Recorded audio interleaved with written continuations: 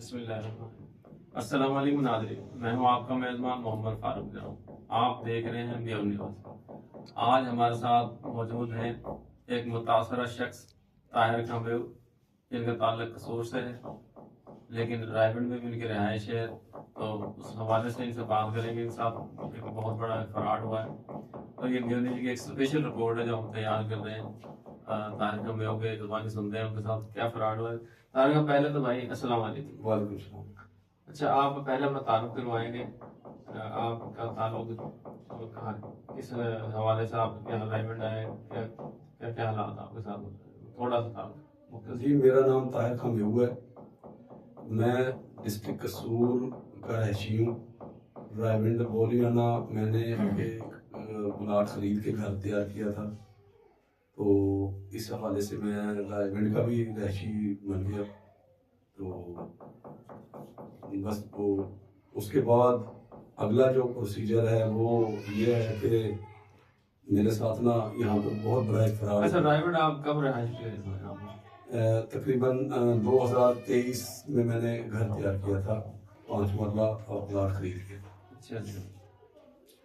तो जो अपना जिस शख्स ने आपके साथ फ्रॉड किया है उसका नाम? ये एक डीलर है यहाँ पे, बशीर अहमद डीलर है, बशीर में हूँ। अच्छा। उसके हवाले से उसने ये हमारी डील करवाई है। अरफान नामी बंदा है, उसने ग्लोबल टाउन की एक ना सोसाइटी गैर कानूनी तरीके से एक छोटी सी सोसाइटी तैयार की हुई है। यानी कि ताज का मतलब है कि ग्लोबल सिटी के नाम से ग्लोबल विलेज जो है हाउसिंग स्कीम जो है रायगढ़ के केआर के रोड पे, केआर के रोड पे कोटरा दक्षिण जो आपने बताया। हाँ, कोटरा दक्षिण रोड के जिपर रोड है बोलियाना। हाँ, बोलियाना कोटरा दक्षिण रोड के साथ। तो वहाँ पे उन्होंने एक गैर कानूनी तौर पे अनरजिस्टर्ड एक सोसाइटी जो है बनाई हुई है, जिसमें से लोगों को प्लाट सेल करता है। तो उसी में इन्होंने एक प्लाट खरीदा है, ऐसे ही जी बिल्कुल। उस पे इन्होंने फिर एक मकान तैयार किया है। नहीं, मुझे मेरा प्लाट था वो और एक कॉलोनी में था, आबादी में था। तो वो उस डीलर ने इस अरफान से ना ग्लोबल टाउन वाले से मेरी डील करवाई है, ग्लोबल सिटी वाले से बशीर डीलर ने। हाँ। तो उन्होंने ये सौदा करवाया है मेरा ग्लोबल सिटी वाले से। अच्छा। ये या कि मैं तो ये समझूंगा कि वो बशीर अहमद अरफान ग्लोबल टाउन वाले से साजबाज था, पहले ही उनकी प्लानिंग थी, या प्लानिंग के तहत उन्होंने मेरा। अच्छा, ये 5 मरले का जो मकान आपने तैयार किया, single storey double storey? Single storey था। सिंगल स्टोरी मतलब आपने फिर जो 5 मरले की जो मकान की ये डील जो है इसका क्या मसला, कैसे डील हुई? वो फरूख साहब, मैं आपको बताता चलूं कि बशीर डीलर ने आके मुझे मुतमिन किया कि मैं आपको ग्लोबल टाउन में एक 2 घर ले देता हूं, और आपका घर ग्लोबल टाउन वाले को दे देते हैं। इसी दौरान हमारी डील। 2 घर मतलब कितने के मरले? दो मरले के 2 घर थे, तो बने हुए थे। हाँ, बना के उसने देने थे। तैयार खाली प्लाट था, खाली जगह थी, उसने 2 मरले के प्लाट थे। हाँ जी, उसने घर 2 मरले के घर उसने तैयार करके देने थे, सिंगल स्टोरी। जी बिल्कुल। और बकाया 10 लाख रुपए जो पेमेंट थी वो अरफान ने मुझे 2 महीने के बाद देनी थी, कैश पेमेंट देनी थी। 2 माह बाद जी। उन घरों के बाद या वादे के बाद? नहीं, मुआहदे के बाद 2 माह बाद पेमेंट देनी थी, और 6 माह के दरमियान में उसने 2 घर तैयार करके देने थे, 2 मरले में। फिर क्या मामला बना? तो उसके दौरान ही उसने हमारा एग्रीमेंट हो गया, बशीर डीलर ने। एग्रीमेंट है आपके पास? हाँ जी, एग्रीमेंट है मेरे पास। कौन सा दिखा सकते हैं आप? जी बिल्कुल। तो ये एग्रीमेंट है, ये जो 2 मरले के घर जी वो आपने लेने थे और उनको 5 मरले के घर देने थे, उसका एग्रीमेंट है जी। और 10 लाख रुपए जो 10 लाख रुपए लेने थे, मुकम्मल सबूत। 50 लाख रुपए का मेरा। आपके पास जो घर था 5 मरले का, उसके दस्तावेजात आपके पास है कोई? हाँ बिल्कुल, रजिस्ट्री मेरे पास मौजूद है। उसकी नकल फोटो का भी कोई आपके पास? हाँ, वो भी असल मेरे पास मौजूद है। ठीक है। अच्छा, फिर क्या बना है? वो 50 लाख का मेरा घर तय हुआ। अच्छा, 50 लाख का मेरा घर तय हुआ, और 2 मरले के उसने 2 घर तैयार करके देने थे 40 लाख रुपए के। और 10 लाख 3 महीने बाद अपना कैश पेमेंट देनी थी।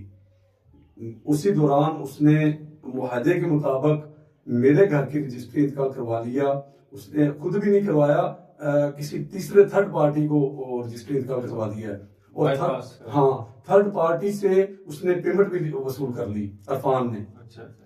पेमेंट इसको कितने साल हो गए इस बात में? इसको तीसरा साल है। तीसरा साल लगा हुआ है जी बिल्कुल। तो आपको कभी एहसास हुआ कि भाई मेरे साथ फ्रॉड हो? ये मुझे 6 महीने के बाद एहसास हो गया था, पता चल गया था कि ये नौसरबाज हैं। जब उसका मुआहदा पूरा हुआ था फिर? हाँ, तो फिर उसके मुआहदे के बाद मैंने उनसे पेमेंट मांगी, तो उन्होंने कहा जी पेमेंट मैं आज दे रहा हूँ, कल दे रहा हूँ। टाल मटोल करता रहा, मुझे झांसा देता रहा। तो उसने ना पेमेंट दी। जब मुझे यकीन हो गया, कंफर्म हो गया कि ये बंदा नौसरबाज है, और इर्द गिर्द से भी गवाहियां मिलती रही कि ये बंदा बहुत बड़ा फ्रॉडिया है। आपके पास कोई जो आपने से राब्ते किए पेमेंट के लिए उनका कोई सबूत? हाँ बिल्कुल है, मेरे पास कॉल रिकॉर्डिंग भी मौजूद है। अच्छा। और मैं वहां पे बार बेशुमार दफा उसके दफ्तर भी गया हूँ। लोगों के जरिए भी आपने राब्ता किया? हाँ, लोगों के जरिए भी रब्ता किया, कुछ लोगों को साथ लेके भी गया, वो भी गवाहान मेरे साथ मौजूद है अभी। वो भी साथ हैं।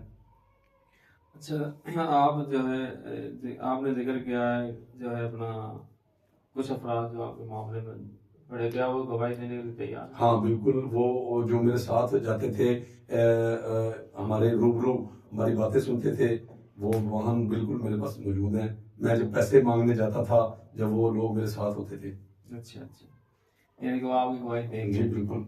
सही। अब आप क्या चाहते हैं? मतलब मैं ये चाहता हूँ, कानूनी कार्रवाई करना चाहेंगे या आपने की हुई है कोई? नहीं, मैंने कोई कानूनी कार्रवाई नहीं की। मैं गरीब आदमी हूँ। मैं सिर्फ ये चाह रहा था कि मुझे किसी न किसी तरीके से ये पंचायत में या खुद बुला के मेरे पैसे मुझे दे दे, या मेरी जगह मुझे जो मुआहदे के मुताबिक हमारा मुआहदा तय पाया है उसके मुताबिक मेरे 2-2 मरले के घर तैयार करके मुझे दे दे। ना तो इसने मुझे घर तैयार करके दिए हैं, ना 2-2 मरले घरों की रजिस्ट्री इसने मुझे करवा के दी है, ना मुझे 10 लाख जो मुआहदे के मुताबिक तय पाया वो भी 10 लाख नहीं दिया। तो अब क्या अब मैं ये चाह रहा हूँ कि मेरे घर तैयार करके दे दे, बकाया जो मेरी रकम है 10 लाख वो मुझे दे दे। अगर वो नहीं देता, वो फिर तो ये फिर 2-2 मरले घर उसके पास नहीं है, 10 लाख रुपए भी नहीं है, वो कहता है आप पैसे ले लें अपने तो? हाँ, मुझे कैश दे दे सारी, 50 लाख रुपए पेमेंट कैश दे दे। सही। अच्छा, अगर वो भी नहीं देता फिर आप कानूनी कार्रवाई का? हाँ, फिर बिल्कुल मैं रखते हैं। बिल्कुल मैं और कानूनी कार्रवाई करूंगा। क्या आप कानूनी कार्रवाई करेंगे? जी बिल्कुल करूंगा। ठीक हो गया। तो इसके लिए मतलब आप कोई किसी से अपील करना चाहेंगे? हाँ बिल्कुल, या मौजूदा कोई पैगाम जो आप? जी बिल्कुल, मैं मौजूदा हुकूमत, वज़ीर आला पंजाब मैडम मरीम नवाज साहब से अपील करता हूँ कि इस तरह के जो नौसरबाज और ठग है ना, उनका मुहासरा किया जाए। इस बंदे ने ना कि मेरे साथ 50 लाख रुपए की फ्रॉड किया है, बेशुमार लोग हैं। इसने उस कॉलोनी में बैठ के करोड़ों का फ्रॉड किया है, और इंतहाई गरीब लोग हैं जिनके साथ इसने फ्रॉड किया है। कोई एक आध दो बंदों का नाम? हाँ बिल्कुल, ये कोटरादा किशन के कुछ लोग हैं, उनके साथ भी इसने फ्रॉड किया है। इंस्टॉलमेंट आपके राब्ते में है वो लोग? हाँ, वो लोग मेरे साथ राब्ते में। अच्छा, आपके साथ जो ये फ्रॉड हुआ 3 साल हो गए, आप गरीब आदमी हैं, तो आप क्या महसूस करते हैं मतलब इसको फ्रॉड के बाद? मैं ये फील कर रहा हूँ कि मैं बाज़ दफा मुझे ऐसा लगता है कि मैं 50 लाख रुपए मेरी सारी जिंदगी की जमा पूंजी है। ठीक है जी, मैं कई दफा ये फील करता हूँ कि मुझे हार्ट अटैक होने वाला है, 50 लाख रुपए का मेरा घर चला गया। तो मैं ये समझ के मुझे इस तरह फील होता है कि मैं हार्ट अटैक की वजह से मर जाऊंगा, या कि कुछ ऐसा होता है कि सारी जिंदगी की मैंने अपने बच्चों की पेट कोस के ये जमा पूंजी इकट्ठी की थी, जो कि इन फराडियों ने हथिया ली मेरे से। अच्छा, आप चाहते हैं जो गैर कानूनी हाउसिंग स्कीम है इसके ऊपर? हाँ, मैं बिल्कुल हमारे जो रियासती इदारे हैं उनसे हाथ जोड़ के अपील करता हूँ कि इस तरह की गैर कानूनी टाउन सोसाइटियां जितनी भी हैं उनको बिल्कुल बैन किया जाए। और खास तौर पे ग्लोबल सिटी के लिए मैं मरीम नवाज साहिबा CM पंजाब से अपील करूंगा, और मुतलका जितने भी रियासती हमारे इदारे हैं इनको देखने वाले, वो इस पे फौरन एक्शन लें, नोटिस लें, और इस गैर कानूनी जो टाउन बना के ये लोगों को हथिया रहे हैं अफराडिये नौसरबाज, इसको फौरन बैन करें और इसके खिलाफ अकेला बैन ना करें, इसके खिलाफ कानूनी कार्रवाई करके इनके खिलाफ FIR दे, इनको अरेस्ट करें, इनको कानून के कटहरे में लाएं। कोई आप आवाम के नाम को पैगाम देना चाहते हैं? हाँ, आवाम से मैं ये अपील करूंगा कि इस तरह के जितने भी नौसरबाज ठग है ना, और खास तौर पे इन बंदों को मैं हाईलाइट करूंगा, अरफान वगैरह जो ग्लोबल टाउन में जितने भी इसने अपने टाउट और बदमाश ये रेंट में रहता है लाहौर में, नौसरबाज है, इसका कोई परमानेंट ठिकाना नहीं है, ये कहीं पे भी महीने 2 महीने के लिए रेंट पे अपने बच्चे रखता है और वहीं से रफू चक्कर हो जाता है। जब ताल्लुकात है किसी सियासी, हाँ बिल्कुल, जिनकी वजह से बिल्कुल ये बैक पे इसके कोई बुकला हजरात हैं, उनका ये पीछे है हाथ, तो उनकी सरपरस्ती पे ये सारा कुछ नौसरबाजी लोगों को ठगता है, हथियाता है। ये कानून को तो कुछ समझता ही नहीं है ना, इस वक्त ये समझता है कि कानून है जो वो मेरे हाथ में है।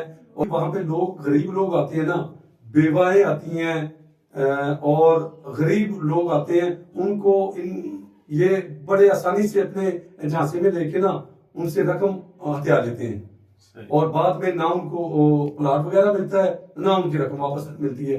रकम वापसी के मुतालबे पे ये उनको धमकियां देते हैं, इंतहाई किस्म की गलीज किस्म की बातें करते हैं, बदतमीजी करते हैं, धमकियां देते हैं मारने की। अच्छा, आप इंसाफ के लिए कोई उम्मीद रखते हैं कि?